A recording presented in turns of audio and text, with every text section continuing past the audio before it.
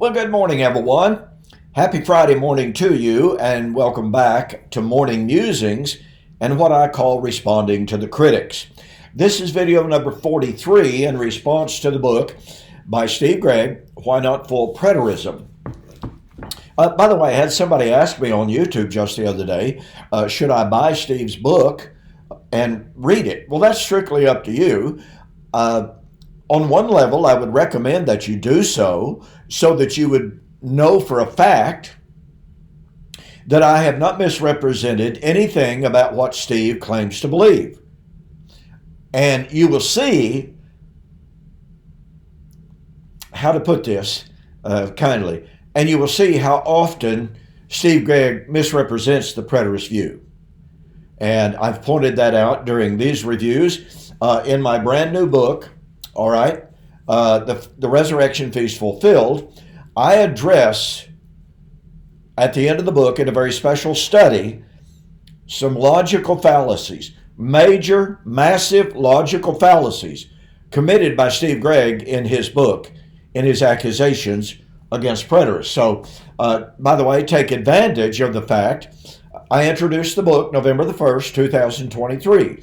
I have continued the introductory price all the way through December so that it will make a great Christmas present. You can save yourself about $12. So go to my website, donkpreston.com, bibleprophecy.com, and order the book, and you'll, believe me, you'll be glad that you did. But you will see what I mean when I say that Steve makes an awful lot of employs a lot of logical fallacies.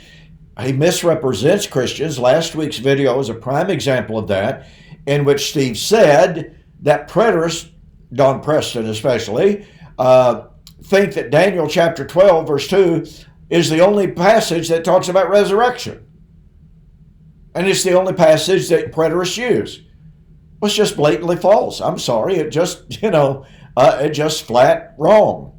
So anyway, we shift gears now to his objection number 4 and number 5. These are actually the same kind of objection, all right?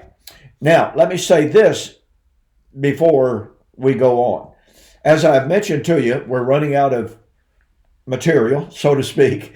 I've already told you I'm not going to review his material in Matthew 24. My All of It Discourse series is more than sufficient for that. So we're coming to the close of our response to Steve Gregg's book. I welcome your suggestions for our next study. If you think someone out there has written a book, who's got some videos refuting or attempting to refute covenant eschatology, and you would like to hear what I have to say in response, then please let me know about that. One final thing. You'll notice that I have moved my laptop back a little bit. Had some individuals point out that it seems like I'm on top of the computer. So, the reason I've had the computer so close to me is because of the microphone situation. I have not been able to find the proper adapter to go from my microphone that I've got here to plug into my MacBook Pro. It's got the little bitty tiny plug-ins. If anybody knows what adapter I need to go from the 3-pronged down to that little bitty adapter and plug in to use my microphone, then please let me know. As I've said many times, I'm technologically challenged. So I need any help I can get. All right, pardon me. On page 349 and 350, Steve addresses the preterist argument that goes like this. False teachers in Thessalonica were teaching that the day of the Lord had already come, 2 Thessalonians chapter 2, 1-2. And Paul warned the Christians not to believe such things. If the day of the Lord refers to the end of the world, how could the Christians have been in danger of being fooled? Would it not be obvious to everyone that such a thing had not occurred, unquote? So here is Steve's response to that. This objection seems naive. The New Testament attests repeatedly to the fact that there were false teachers who misrepresented Paul's teachings on many points. and 2 Thessalonians chapter 2, 1-2 would be one example. There are endless ways in which the truth can be misconstrued. Obviously, those well instructed in Paul's doctrine would know better than to think that the parousia had already occurred. However, the infant church in Thessalonica only had a few weeks of exposure to Paul's personal ministry prior to receiving his epistles and would therefore be vulnerable to slick, false teachers. Well, let me pick up a little bit more in that paragraph.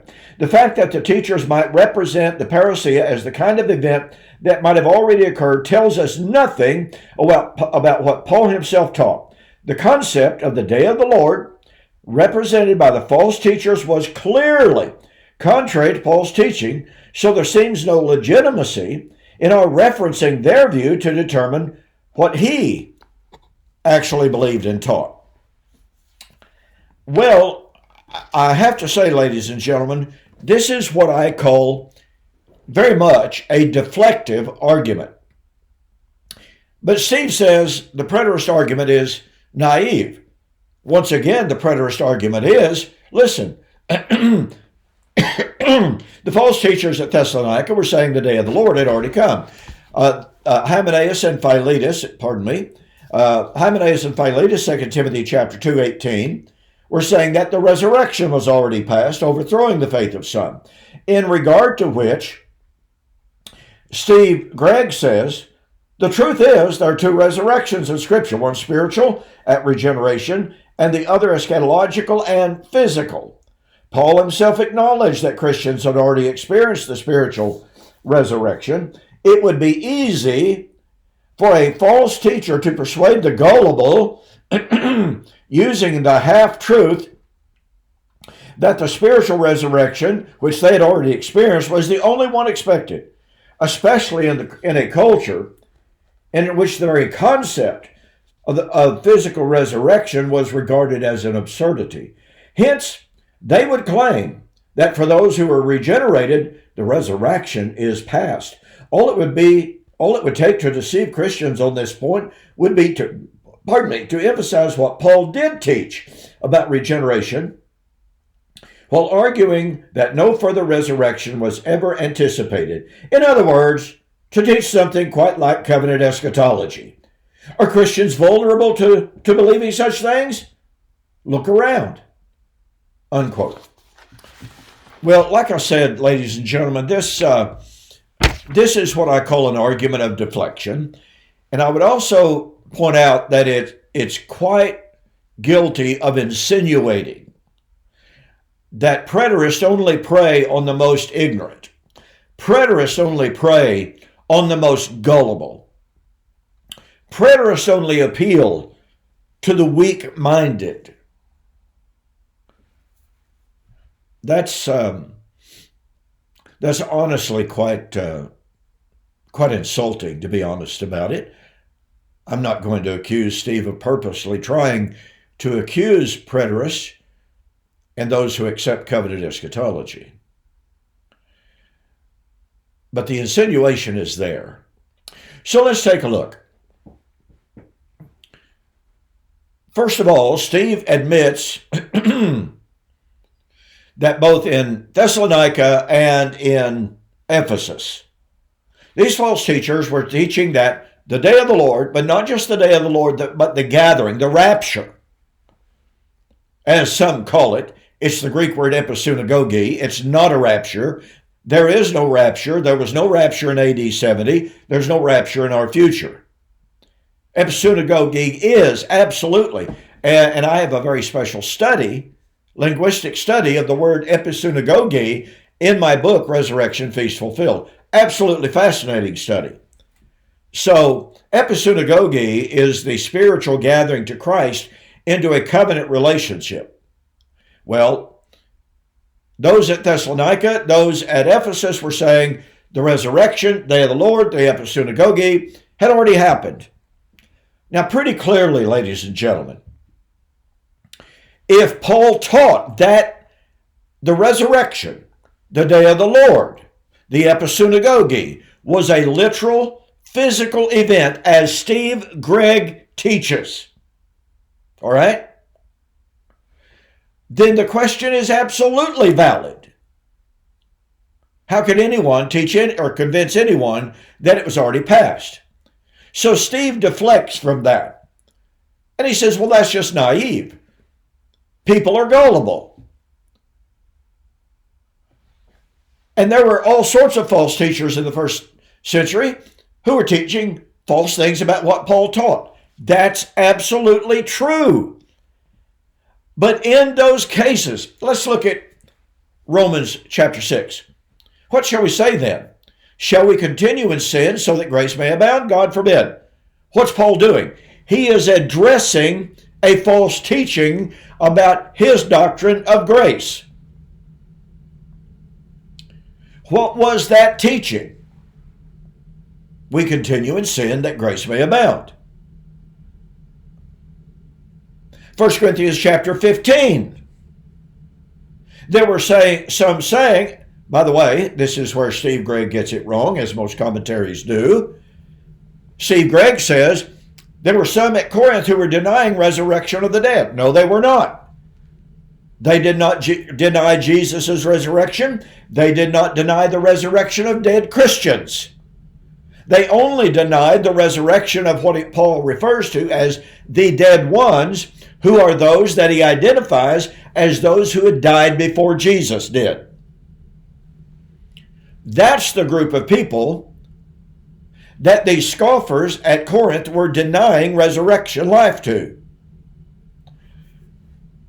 So what's the point? What's my point?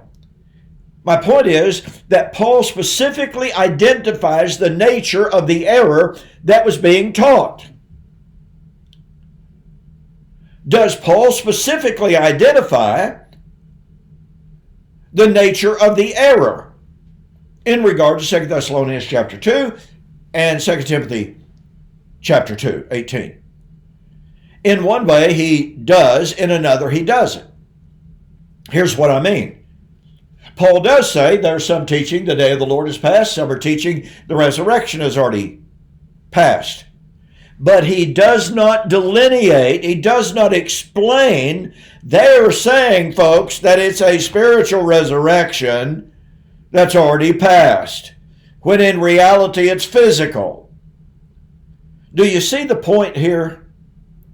Steve claims that these false teachers were saying that the resurrection that was past, the day of the Lord that was past, the gathering that was past, was spiritual, when in reality it's physical. Look, folks, it's not a naive argument to pose the question, if the day of the Lord, if the resurrection, if the gathering is a literal physical event, as Steve Gregg claims that it is an absolutely valid question to ask, why didn't Paul say one word about the nature of the day of the Lord and say, look, folks, these guys have got it wrong.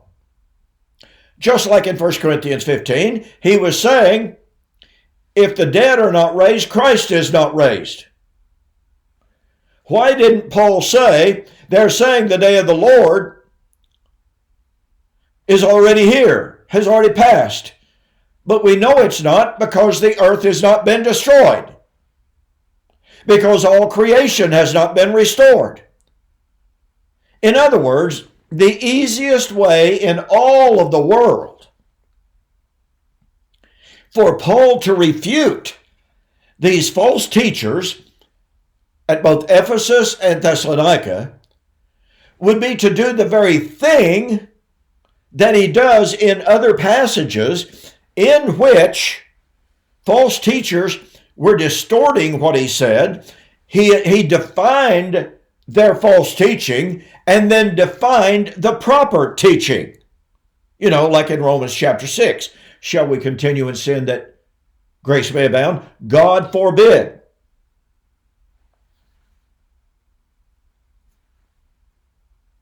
Paul defines the problem, explains the problem, and refutes the problem by saying how shall we that have died with Christ continue in sin?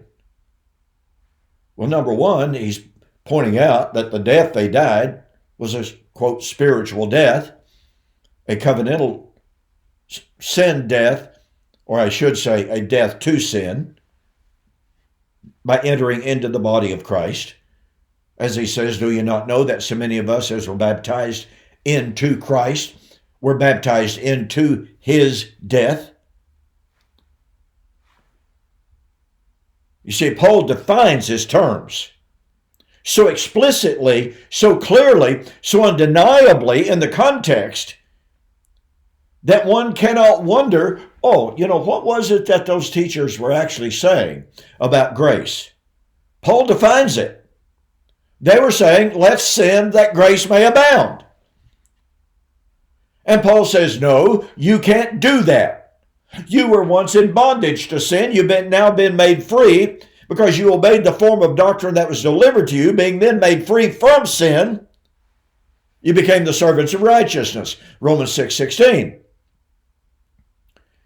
Paul doesn't simply give a generic idea of what these false teachers were saying. But that's what Steve is claiming. He is deflecting from the definition of the day of the Lord, the episunagoge, and the resurrection, and by saying, people are gullible. And after all, Paul had taught spiritual resurrection. Well, that's right.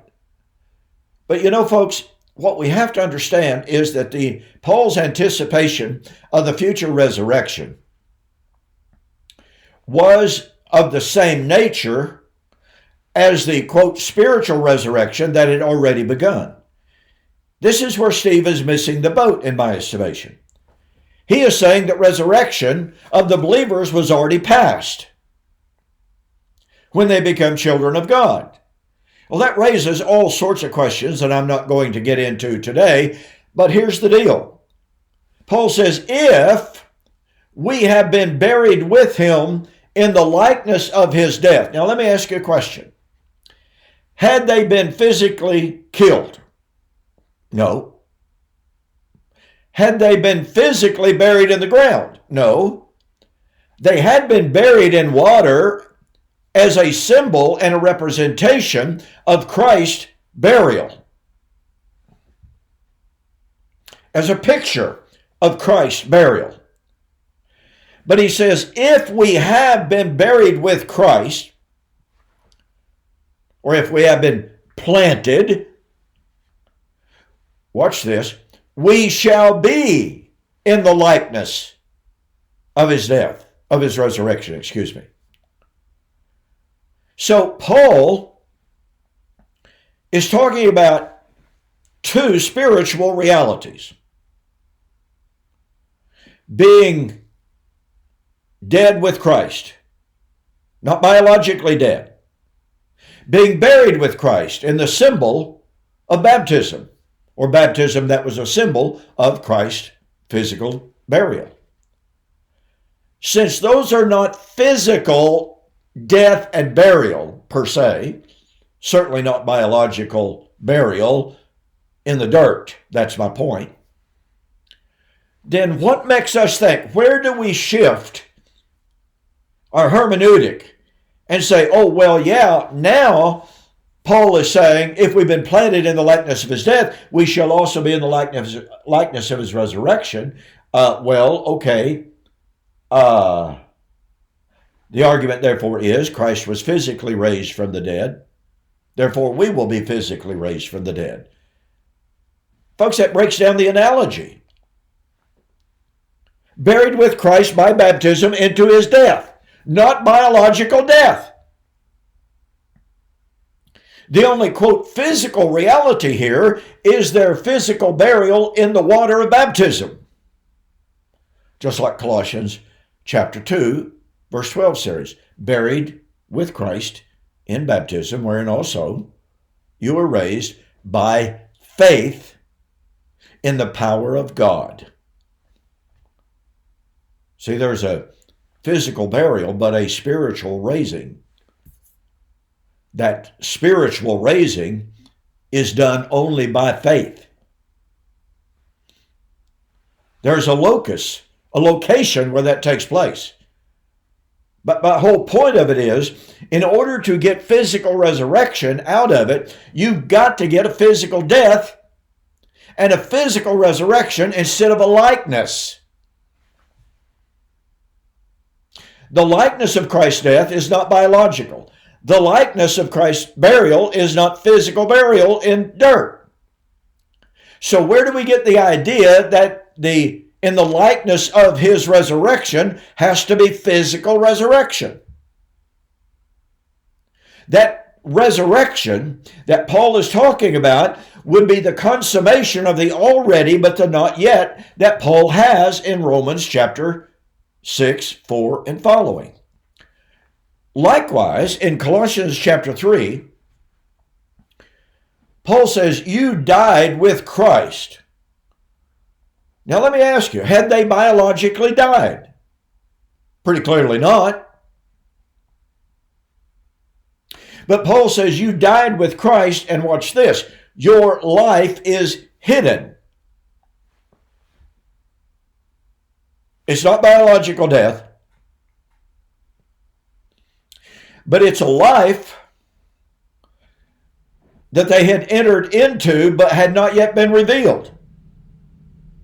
Again, Colossians chapter 2, verse 12, when they were baptized with Christ, it says they were raised by faith through the power of God. So now Paul is saying, you died with Christ and your life is hidden. But when Christ, who is our life, shall be revealed, then shall we also be revealed with him in glory.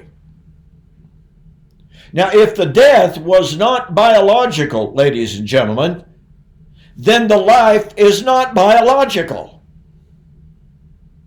Just like 2 Timothy chapter 2, verse 12. We believe that if we died with him, we shall also live with him. Had they died biologically, listen folks, the life that was future to the Ephesians, when Paul wrote 2 Timothy chapter 2, verse 12, the life that was future is the antithesis of the death that they had died. Perhaps I should even say it's of the same nature of the death that they had died. Now you see, there are all sorts of nuances to dying and living.